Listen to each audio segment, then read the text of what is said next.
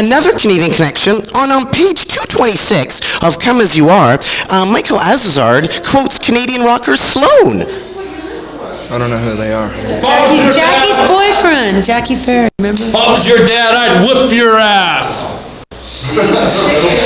Remember the guy Jackie was the Sloan Band? They're on our label. They're called the Sloan Band. They're from Halifax. And they're quoted in your book. Are there any mistakes in the Come As You Are book? I don't know. Because I noticed on page 226, in reference to the Deep Six comp, except for the art rock U-Men, all mix varying amounts of punk, 70s style hard rock, and proletarian heavy metal into a crude but effective musical mongrel. U-Men art rock? I would say so, yeah. I thought they were cool punk rock, sort of cool 60s sort of garage sonic-y. Punk, all art punk birthday party, scratch ass. It was art rock. Did you ever see them live? No, I didn't. I did buy the Step on a Bug, no, the Dig It Baby, Dig It Baby, Dig It, a whole single. The fact. That was years after they had been a band and been playing around Seattle for a really long time. I would classify them as art rock. Classic art rock. I knew they were cool, actually, when I saw Tom Price, a picture of him when he played at the Commodore, when he backed up the Cramps. He had tape over one of his guitar knobs. Yeah, I thought they were cool when I saw one of them walking down an alley, and I thought he was cute. And also... The Mustang. He was one of the first people I've ever saw play They wore Mustang. trench coats. There were two of them. Me and Kat were like, we should move here. That guy's cute. They were cute. Yeah, they were like cute guys and kind of cool. That's good for a scene. I think you're desperately trying to start a scene. Is that the deal? No, I just... You want a scene so bad you're going to make one. You're just going to close your eyes till you get one. Is that it? On page 190... Inferiority complex about this scene here. I don't think you should. No, I'm not. I'm just saying on page 190, the Teen Spirit in Bracket video shot for a modest $33,000. I don't know. That's what it says in the book. Just trying to find errors here with Kurt and Courtney. I haven't read the book. I've skimmed through it a few times, but I've never read it from front to back. And on page 154, the last analyzation, thank you, Kurt and Courtney, on page 154, the book says, the heavy Bonham-esque drumming that Nirvana requires. Yeah, sure. You know the drummer for Pansy Division is from Aberdeen, Kurt? No, I didn't know that. You know, it Smells Like Queen Spirit? Yeah, I had no idea. Have any other bands come from Aberdeen? The Melvins and Metal Church. What are the thrift shops there like? They're not that great. People didn't have very good taste in the 60s and 70s. You know, usually that's the kind of stuff that I look for. No lava lamps, no cool patterned shirts or anything. Do you ever see any Farfisa mini compact organs?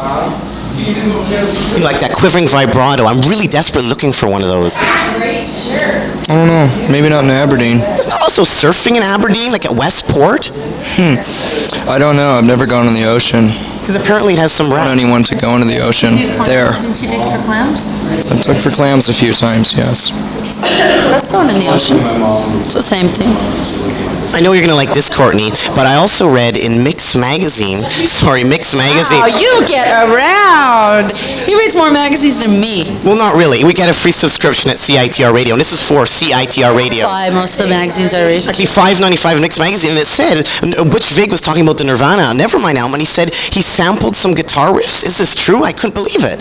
Sampled guitar riffs. What is that? Andy Wallace does that. He has like a little Macintosh, and he's got a couple like snare sounds and guitar sounds. Sampling guitar riffs, I don't think. No, not riff sounds. I think Andy Wallace sampled a few different sounds for the drums to make them sound better, according to him.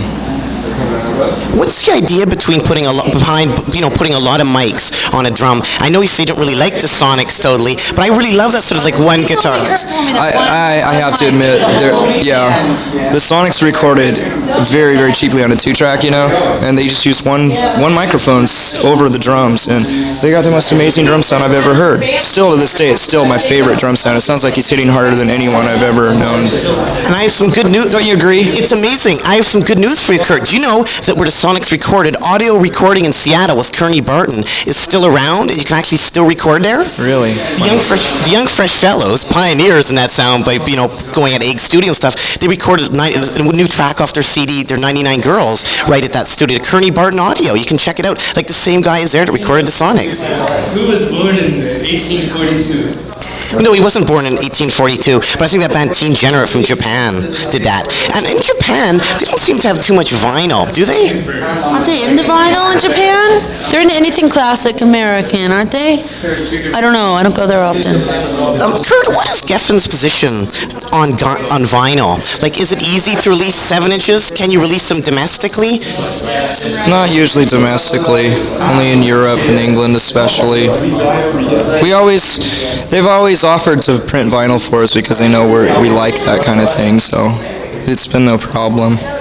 I don't think it ever will be. As long as there's at least one place somewhere that'll print vinyl, they'll still do it. Breeders sold 150 copies of their vinyl in the States. 150 copies. Isn't that weird? I was sort of hoping that there was like some secret Geffen plant. Like, can they actually press vinyl here? Like, do the record companies have vinyl plants? Because at one time, in the 70s, where did Geffen get their vinyl done? If they did it, and are those plants still around? Plants in Canada, isn't that the deal? It's cheaper labor. There's not one in Canada. Jackets.